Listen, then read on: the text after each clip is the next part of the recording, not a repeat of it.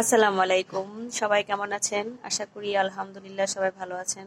আল্লাহর রহমতে সবাই যেন ভালো থাকেন, সেই আশাই করি, সেই শুভকামনাই করি, সেই দোয়াই করি, আমিন। আসলে গত আমাদের যে শুক্রবার 21শে নভেম্বর 10টা 39 মিনিটে আমাদের এখানে যে একটা ভয়াবহ ভূমিকম্প হয়ে গেল, শক্তিশালী। আসলে যেভাবে আমাদেরকে ভূমিকম্পটা হয়েছিল, সেখানে যদি আমাদের সৃষ্টিকর্তা রাব্বুল আলামিন আমাদেরকে হেফাজত না করতেন, তাহলে আসলে আমরা এখন বেঁচে থাকতে পারতাম না। কোথায় যে আমাদের কিভাবে মৃত্যু হতো সেটা আসলে আমরা বলতে পারতাম না। সেটা একমাত্র আমাদের সৃষ্টিকর্তা রাব্বুল আলামিনই জানে। তো আসলে আপনারা এক একজন এক একভাবে, মিডিয়া, বিভিন্ন সাংবাদিক ভাইরা বিভিন্ন চ্যানেলে যেভাবে আপনারা ব্রিফিং দিচ্ছেন, সেখানে আসলে মানুষকে ভয় থেকে মানে আহ, সরে ছড়ানোর না, আপনারা যেটা করতেছেন সেটা হচ্ছে মানুষ আরো বেশি আতঙ্কিত হচ্ছে, মানুষ আরো বেশি ভয় পাচ্ছে। আমরা আসলে ভূমিকম্পটাকে প্রতিরোধ করতে পারবো না, কিন্তু আমরা সতর্ক হতে পারবো, আমরা সচেতন হতে পারবো, আমরা আমরা যে যার জায়গা থেকে কিভাবে নিরাপদে থাকা যায়, কিভাবে নিয়ম কানুন মেনে, যেহেতু ভূমিকম্পটা খুব স্থায়ী হয় না, খুব অল্প সময়ের মধ্যে ভূমিকম্পটা হয়।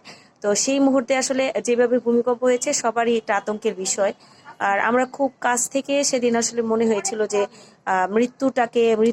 মৃত্যুটাকে অনুভব করতে পেরেছি, যে মনে হয় সেদিনই শেষ দিন ছিল। আল্লাহ চাইলে সেটা হতে পারতো, আল্লাহ চাইনি বলে আল্লাহ আমাদেরকে হেফাজত করেছেন, আমিন।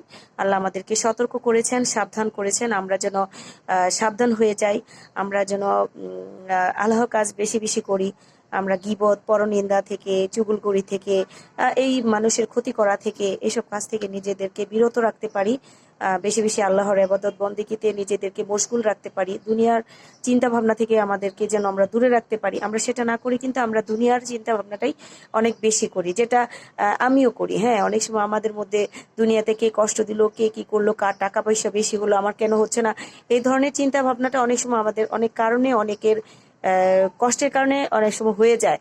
হ্যাঁ, আসলে দেখেন, আমরা সেদিন কিন্তু আমি যখন বুঝতে পেরেছি যে ভূমিকম্প শুরু হয়ে গেল, যাক আল্লাহ, আলহামদুলিল্লাহ, আল্লাহ আমাকে হেফাজত করেছে। আল্লাহর নাম স্মরণ করার সাথে সাথেই কিন্তু আল্লাহর রহমতে আল্লাহ আমাদেরকে হেফাজত করেছে, আল্লাহর দয়া হয়েছে, করুণা হয়েছে আমাদের প্রতি। তো আমরা আসলে এত কিছু না বলে, ভূমিকম্প কখন কি হবে, কোন জায়গা থেকে হবে, এটা একমাত্র আল্লাহ পাক বলতে পারে। এটা আসলে মানুষের পক্ষে বলা, এটা খুবই অসম্ভব একটা বিষয়। ভূমিকম্প হওয়ার আগে কিন্তু আমরা কেউ এত বিশেষজ্ঞ, এত কিছু, এত গবেষণা আমরা কিন্তু বের করতে পারি না যে ভূমিকম্পটা আজকে হবে। তো ভূমিকম্প হয়ে যাওয়ার পরে কেন মানুষকে এত আতঙ্কিত করা হচ্ছে যে এত মাত্রায় ভূমিকম্প হবে, এইভাবে হবে, বাংলাদেশ শেষ হয়ে যাবে, বাংলাদেশে কোনো বিল্ডিং থাকবে না, ঢাকা শহরে কোনো বিল্ডিং থাকবে না। হ্যাঁ, এই ধরনের আতঙ্ক না করে আমরা চলুন যে আমরা পরবর্তী সময়ে আমরা কিভাবে সতর্ক হয়ে বাঁচতে পারি, আমরা সাবধানতা অবলম্বন করতে পারি, যে যার জায়গা থেকে আমরা কিভাবে আমাদের এই পরিবেশটাকে রক্ষা করে চলতে পারি। আর প্রকৃতি, এই কথাটা অনেক সময় অনেক জায়গায় বলে যে প্রকৃতি আমাদেরকে আর বেশি সময় দিচ্ছে না, এই কথাটা বলার আমরা মানুষ কেউ বলতে পারবো না, এটা একমাত্র সৃষ্টিকর্তার হাতে। কখন কি হবে, প্রকৃতিতে কি হবে, কতদিনের হায়াত আমাদের আছে, কতদিন আমরা পৃথিবীতে থাকবো, হ্যাঁ, এটা একমাত্র সৃষ্টিকর্তা ছাড়া এটা কেউ বলতে পারবে না। হ্যাঁ, এটা আমরা শুধু শুধু কেন মানুষের মধ্যে বিভ্রান্ত গুজব ছড়াচ্ছি?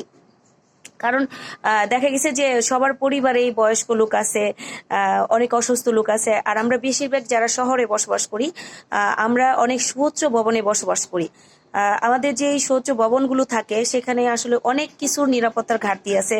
দেখা যাচ্ছে যে আপনার এরকম ভূমিকম্প হওয়ার পরে ছোটাছুটি করতে গিয়ে, দৌড়াদৌড়ি করতে গিয়ে, সিঁড়ি থেকে পড়ে গিয়ে মানুষ আরো কি হচ্ছে, পঙ্গু হয়ে যাচ্ছে, হাত পা ভেঙে যাচ্ছে। অনেকে দেখলাম যে ঢাকা বিশ্ববিদ্যালয়ের সলিমুল্লাহ হল থেকে অনেক ছাত্ররা ভয়ে আতঙ্কে তারা দোতলা তিনতলা থেকে লাফ দিয়ে পড়ে যাচ্ছে। আমরা এইসব না করে আমরা নিয়মগুলো অনুসরণ করি, যেভাবে আমরা নিজেদেরকে আল্লাহ রহমতে সুরক্ষিত রাখতে পারবো। এবং বিভিন্ন বিপদের সময় আমরা, বিশেষ করে বিপদগুলোতে আমরা, বিপদ না, সব সময় আমাদের সর্ব অবস্থায় আমাদের আল্লাহর কথা স্মরণ করতে হবে। আমরা যতটুকু সময় পাই আমরা বাজে আড্ডা না দিয়ে কোরআন তেলাওয়াত বেশি বেশি করব, আমাদের শিশু সন্তানদেরকে কোরআন চর্চা করাবো, কোরআন শিখাবো, এবং আনন্দ বিনোদন এটা এটা তো আল্লাহ আমাদেরকে নিষেধ করে নাই, কিন্তু আমাদের আল্লাহর ধর্মকর্ম ঠিক রেখে আমরা আনন্দ করব, বিনোদন করব, সেটা একটা মাত্রা রেখে, মাত্রা অতিরিক্ত আমরা কোনো কিছুই করব না যেটাতে আমাদের প্রতি আল্লাহ পাক অসন্তুষ্ট হন। অসন্তুষ্ট হয়ে আমাদের প্রতি এই ধরনের দুর্যোগ আল্লাহ আমাদেরকে দিয়ে পরীক্ষা করেন। সবসময় দুর্যোগগুলো কিন্তু আসলে গজব না, গজব না। আমরা অনেক সময় বলি কি যে কেউ বিপদে পড়লেই বলি যে সে আসলে তার উপর গজব নাজিল হয়েছে, সে মনে হয় উল্টাপাল্টা কিছু করছিল বা এই সেই তার জীবনে এটা হয়েছে, সে মনে হয় খুব খারাপ দেখে। আসলে এটা না, এটা অনেক সময় আল্লাহর পক্ষ থেকে মানুষের কাছে এটা পরীক্ষা হিসেবে পাঠায়। তো দুর্যোগটা একটা হচ্ছে পরীক্ষা, একটা সতর্কবার্তা।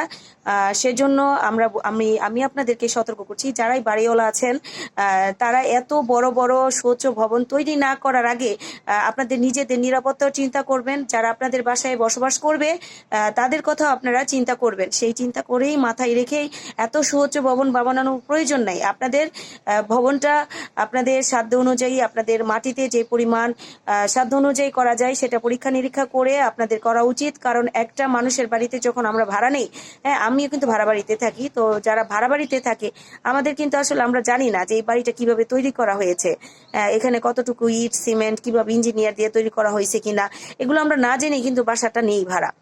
তো এখানে অনেক মানুষের জীবন, প্রতিটা মানুষের বাড়িতে যারা ভাড়া থাকি তাদের জীবনটা আসলে মানে এখানে আসলে অনিশ্চয়তার মধ্যে আমরা বসবাস করি। আল্লাহ পাক যদি আমাদেরকে হেফাজত না করে, আসলে কোনো গবেষণা, কোনো কিছু বিজ্ঞানী বলেন, এই বলেন সেই বলেন, ডিজিটাল বাংলাদেশ বলেন, এই বলেন সেই বলেন, কোনো কিছু আমাদেরকে হেফাজত করতে পারবে না একমাত্র সৃষ্টিকর্তা ছাড়া।